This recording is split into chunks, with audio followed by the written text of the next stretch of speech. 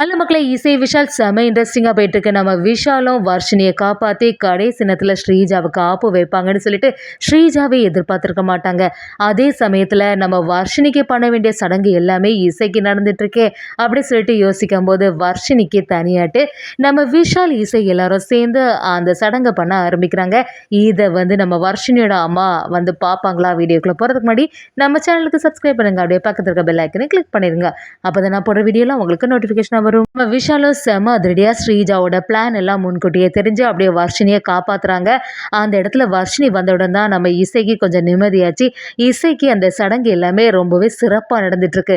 இதை பார்த்த ஸ்ரீஜா சிந்தாமணி பயங்கரமா டென்ஷன் ஆக ஆரம்பிக்காங்க. நம்ம ஒரு பிளான் போட்டா இங்க எல்லாமே தலைகீழா மாறி போச்சே, எப்படியாவது இசை இந்த இடத்துல உண்மையெல்லாம் சொல்லி எல்லாருக்கும் முன்னாடி அவமானப்பட்டு நிப்பான்னு பார்த்தா இப்ப மாறிட்டு எல்லாத்துக்குமே காரணம் இந்த விஷால் தான் அந்த வர்ஷினியை காப்பாத்தி இந்த இடத்துக்கு கூட்டிட்டு வந்தான். வர்ஷினிக்கு மட்டும் ஆபத்து நடந்துட்டு இருந்தா கண்டிப்பா இசை உண்மையை சொல்லியிருப்பாளே அப்படின்னு சொல்லிட்டு ஸ்ரீஜா யோசிக்கும் போது சிந்தாமணியும் ஸ்ரீஜாவுக்கும் இடையில ஒரு குழப்பம் வருது. நம்ம போட்ட பிளான் எல்லாமே எப்படி இந்த விஷாலுக்கு தெரிய வருது? கரெக்டான சமயத்துல எல்லாத்தையுமே சொதப்பி விடுறானே, எப்படிதான் தெரியுதோ அப்படின்னு சொல்லிட்டு ஒரு சந்தேகப்பட்டு இருக்கும் போது நம்ம சிந்தாமணியும் அதை பத்தி தான் ஸ்ரீஜா நானும் யோசிச்சுட்டு இருக்கேன்.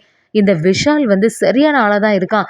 எப்படியாவது இந்த இசையை போட்டு தள்ளிடலாம். இதோட இசை இத்தனை நாளாக ஏமாத்திட்டு இருந்தது தெரிஞ்சதுன்னா சுபத்ரா எப்படியும் வீட்டை விட்டு அவளை வெளியில் அனுப்பிடுவா அப்படின்னு சொல்லிட்டுலாம் யோசித்தேன். இப்போ எல்லாமே மாறி போச்சு அப்படின்னு சொல்லி ஸ்ரீஜாவும் சிந்தாமணியும் ஒரு எண்ணத்தில் இருக்கும்போது சுபத்ராவும் இசைக்கிட்ட நல்லபடியாக இந்த சடங்கு எல்லாமே முடிஞ்சிட்டு இசை ரொம்பவே சந்தோஷமா இருக்கு, நீ ரொம்பவே ஆரோக்கியமான உணவெல்லாம் சாப்பிட்டு நல்லபடியாக இருக்கணும் இசைன்னு சொல்லிட்டு ரொம்பவே ஆசையாட்டு பேச ஆரம்பிக்கிறாங்க.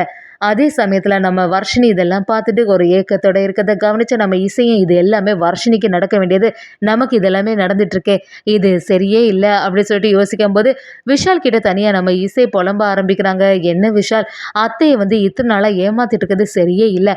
அத்தைக்கு ஏதாவது ஒரு உண்மை தெரிஞ்சுன்னா அவங்க மனசு எவ்வளோ கஷ்டப்படும்.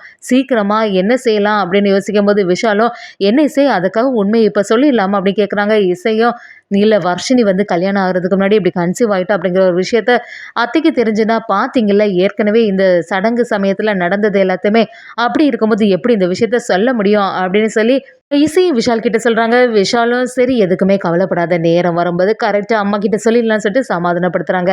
வர்ஷினியை பார்க்கும்போது தான் கஷ்டமாக இருக்குது, எப்படியாவது இந்த சடங்கு கண்டிப்பாக வர்ஷினிக்கும் நடக்கணும் அப்படின்னு சொல்லும்போது நம்ம விஷாலும் அதுக்கு என்ன, நம்ம அதுக்கு ரெடி பண்ணிடலாம்னு சொல்லி ராகவ் விஷால் இசை எல்லாரும் சேர்ந்து நம்ம வர்ஷினிக்கு அந்த தீர்த்த தண்ணி கொடுக்கக்கூடிய சடங்கு பண்ணுறதுக்காக தயாராகிறாங்க. வர்ஷினியும் அந்த ரூமில் இருக்கும்போது அவங்கள பார்க்கறதுக்கு வராங்க. வர்ஷினி இதை கொஞ்சம் கூட எதிர்பார்த்துருக்கவே மாட்டாங்க. அப்படியே சிறப்பமாக எல்லாத்தையுமே எடுத்துட்டு வராங்க.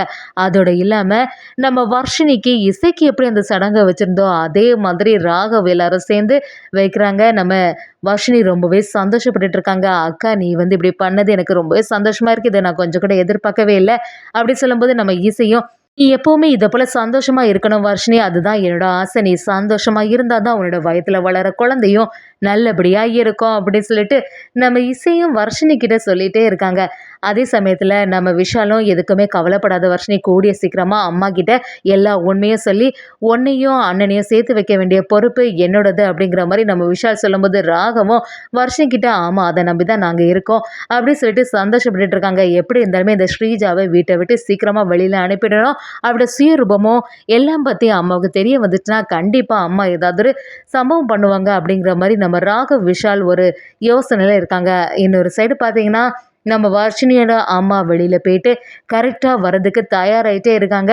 இந்த சைடு இசை விஷால் எல்லாரும் சேர்ந்து நம்ம வர்ஷினிக்கு அந்த சடங்கை நடத்திட்டு இருக்காங்க. ஒரு கட்டத்தில் வர்ஷினியோட அம்மா அந்த சம்பவத்தை பார்த்தாங்களா அப்படின்னு யோசிக்கும் போது வர்ஷினியோட அம்மா வரது தெரிஞ்சுக்கிட்ட நம்ம இசையும் விஷாலும் சேர்ந்து முன்கூட்டியே செம அதிரடி பண்ணி அப்படியே எல்லா சம்பவங்களும் மறைக்கிறாங்கன்னே சொல்லலாம். அதே சமயத்தில் கூடிய சீக்கிரமாக நம்ம சுபத்ராவுக்கு வர்ஷினி கன்சீவாக இருக்கக்கூடிய விஷயம் தெரிய வர போகுதுன்னே சொல்லலாம்.